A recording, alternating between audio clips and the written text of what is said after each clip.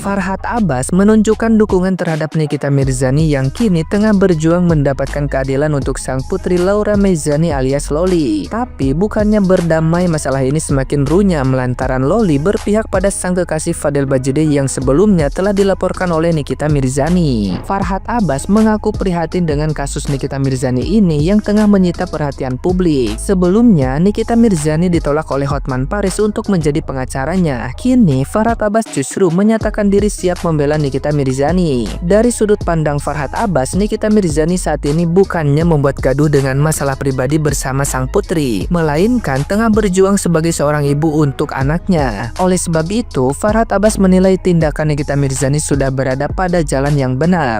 Farhad Abbas juga mengomentari soal pemukulan yang diduga dilakukan oleh Nikita Mirzani kepada Razman dan istrinya di kantor polisi beberapa waktu lalu. Menurut Farhad Abbas, itu adalah hal yang wajar dan merupakan risiko pekerjaan sebagai pengacara. Apalagi dalam hal ini Razman membuat emosi Nikita Mirzani memuncak lantaran membuat anak kandungnya memihak kepada mereka. Ditambah lagi saat itu Razman membawa sang istri ke kantor polisi yang akhirnya ikut terkena pukulan dari Nikita Mirzani. Sebagai pengacara, Farhad Abbas menyarankan agar Razman tidak usah membawa-bawa istrinya ketika bekerja. Turut prihatin dengan kasus Nikita Mirzani. Saya dengan ini menyatakan mendukung perjuangan dan siap membela Nikita Mirzani. Apa yang dilakukan oleh Nikita Mirzani adalah perjuangan seorang ibu yang membela anaknya. Kalau ada oknum pengacara yang hadir di situ, itu adalah wajar kalau kena semprot ataupun kena pukul ataupun kena cakar. Karena secara etika pengacara itu kalau sudah menangani satu pengacara, jangan lagi membujuk atau menerima klien yang adalah anak daripada lawannya. Nggak boleh double. Gitu.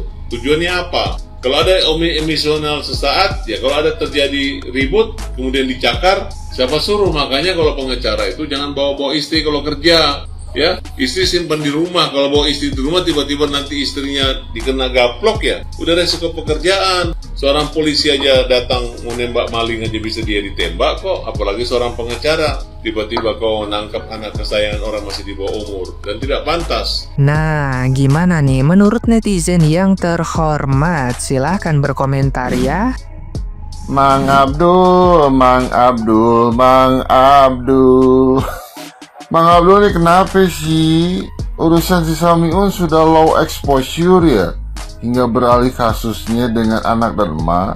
Sebegitunya butuh exposure. Aduh, jadi makin kocak aja. Ya gimana gak kocak? Di urusan si Samiun, Mang Abdul sama gue jadi lawan. Masih iye di urusan anak dan emak jadi kawan. Kocak bukan? Bukan. Ya ada sisi bagusnya, walaupun sedikit. Ya sedikit aja ya, secuil lah. Dengan hadirnya Mang Abdul, minimal si kuda lautnya ada lawan yang sepadan gitu. Iya, sepadan, sama-sama begonya gitu. Tapi ya gimana nih? Meskipun tidak apple to apple, tapi minimal bangkuang tuh bangkuang lah. Bakal tambah rame nih, tambah ribet, tambah merepotkan. Kira-kira bakal berjilid-jilid juga kagak ya kayak si Samiun? Bakal banyak drama deh, merepotkan. Kan kata lu nih Mang Abdul, lu siap membela emaknya. Tapi Pirtinyi ini, emaknya bersedia kagak dibela sama lu? Ya tapi terserah lu kate deh Mang Abdul. Kalaupun lu membela emaknya, ya bagus lah. Mudah-mudahan sih lu bisa membantu emaknya. Minimal membantu konter si kuda laut gitu. Syukur-syukur bisa bantu ngeberesin masalah. Syukur-syukur ya, mudah-mudahan aja. Ya mudah-mudahan aja beres gitu, kelar gitu. Tapi kan kita paham Mang Abdul kayak gimana. Ahlak gelap. Jujur aja dia, gue ini lagi serba salah nih. Serba bingung, entah harus bersedih apa berbahagia, entah harus tertawa atau menangis. Bingung gue, serius. Dengan hadirnya si Mang Abdul di urusan anak dan emak, bingung gue. Serius, dengan hadirnya Mang Abdul gue makin bingung. Iya, makin serba salah. Bukannya si Mang Abdul ini lagi riweuh dan sibuk ngurusin si Samiun dan spesiesnya. Kenapa sekarang jadi nimrung dan berkecimpung dengan urusannya emak dan anaki? Ada bagusnya sih memang Mang Abdul ikut nimrung, minimal si kuda laut ada lawannya gitu. Ya agak sepadan lah gitu, walaupun bukan apple to apple, ya minimal bangkuang tuh bangkuang lah. Ya gimana nggak bingung? Masa iya gue mesti pro dan kontra dengan orang yang sama meskipun dua peristiwa yang berbeda? Bingung bukan? Bukan. Jadi gimana kagak bingung nih? Antara sedih tapi juga bahagia, antara harus pro tapi juga harus kontra. Ribet punya urusan kan? Ih. Puyeng Jadi harus biji mana nih? Harus bersedih apa berbahagia dengan hadirnya Mang Abdul di permasalahan anak dan emak? Ayo, harus bersedih apa bergembira nih? Harus meneteskan air mata apa tertawa? Jelimet kan? Tapi minimal si kuda laut ada lawannya sih. Mang Abdul lebih dari cukup kayaknya buat lawannya si kuda laut sih. Ribet dah, rame nih. Tapi ya dari kisah percintaan Loli dan Pudel yang kagak kelar-kelar ini gitu, kita bisa melihat cewek tuh bisa loh kalau udah demen sama laki segitunya ngebela tuh laki di depan keluarga, bahkan bisa membantah perkataan orang tuanya. Bahkan temen gue banyak yang pindah agama karena mau dinikahin sama lakinya itu. Nah begitu ya?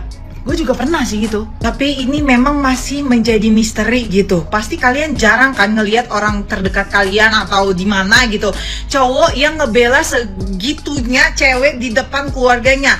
Malah sebaliknya, banyak banget tuh pasangan-pasangan yang udah nikah tapi malah ngebela ibunya dibandingin istrinya sampai cerai. Nah, itu baru banyak. Karena gue tuh pernah menjadi wanita on itu gitu. Jadi gue sempat pacaran sama cowok beda agama. Gue demen banget nih sama laki, gue pengen nikah pokoknya nih sama laki gitu. Kita pacaran tuh hampir 2 tahun, 1,5 tahun lah.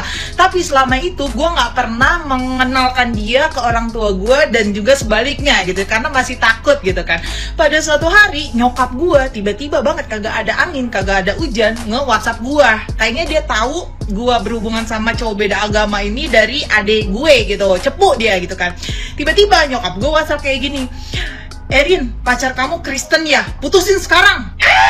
Gue tidak ada pembelaan apapun di situ, gue tidak ada membalas apapun WhatsApp nyokap gue itu. Gue langsung berpikir kayak gini, ini gue nunggu aba-aba dulu gitu. Gue tanyain dulu nih kepastiannya ke laki gue, dia mau nikahin gue apa kagak. Di situ tuh saat itu gue mikirin kayak gitu. Kalau misalkan tuh laki gue bilang, ya aku mau nikahin kamu, aku mau seriusin kamu, itu ibarat kata kayak tentara. Gue udah siap berperang sama emak gue, sama keluarga gue.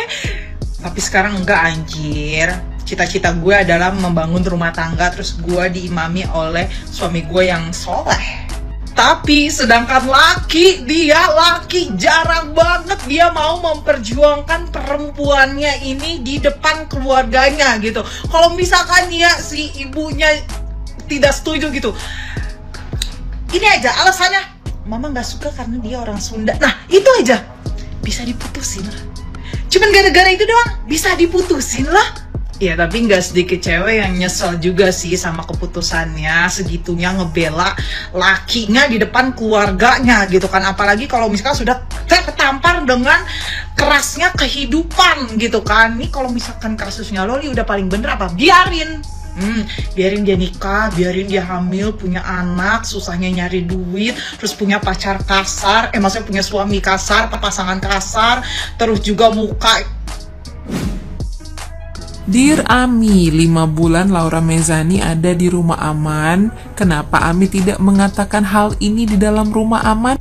Kenapa tidak ada deep talk antara Ami dengan Laura ketika dia ada di dalam rumah aman? Rekonsiliasi gitu, heart to heart, sesama perempuan, sesama anggota keluarga, saling mengasihi, saling mengampuni. Kenapa nggak ada? Kenapa Ami tidak muncul?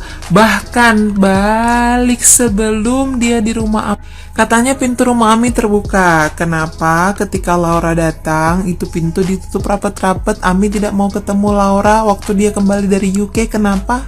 Mendisiplinkan anak tidak seperti itu Ami, tapi sudahlah, sudah banyak psikolog yang coba untuk menasihati Ami. Ami bilang Ami tahu yang terbaik gimana cara mengurusi Laura.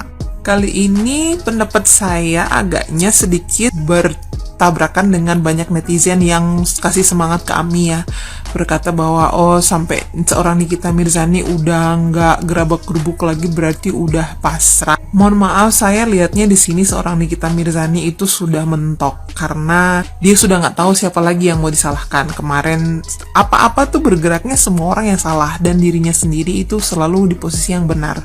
Bahkan ketika si Laura ini benar-benar menghadapi satu momentum yang benar-benar menggegerkan jiwa dan mentalnya ini, Aminya malah posar plesir, pacaran, bucin, foto-foto, belanja-belanji kemana-mana, pamer kemesraan, dan gak peduli sama anaknya yang ada di rumah aman. Enggak. Betul, saya gak tahu apa yang dipikiran dia, tetapi harusnya ada usaha dari seorang ibu untuk memeluk anaknya. Jangan setelah anaknya kabur dulu baru bilang Ami akan memberikan pelukan yang hangat. Well, ketika dia 5 bulan dalam rumah aman, apakah Ami sudah memeluk dia? Sudah mengasihi dia? Sudah berkata kalau Ami mencintai Laura Mezzani di dalam rumah aman? Sudah atau belum? Jawab itu dulu Ami. Dan Ami sebaiknya check up dulu deh. Ami kok kayaknya agak ada NPD. Aduh, minta maaf, saya bukan psikolog, tapi kok kayak agak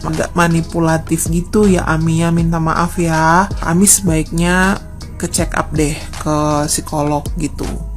Ini kok kasihan banget sih Laura gitu. Dia ada di titik ini juga karena siapa? Maksudnya selama ini tidak ada introspeksi dari Ami. Ami selalu menyudutkan Laura yang salah, Laura yang durhaka, Laura yang seperti ini. Ami tidak pernah mau ada usaha untuk mendekati Laura dulu. Bahkan di semua podcast, masih ingat bener, Ami ngobrol sama Melanie Ricardo, Ami bilang dia udah nggak pernah kepikiran lagi, nggak mikir ini itu.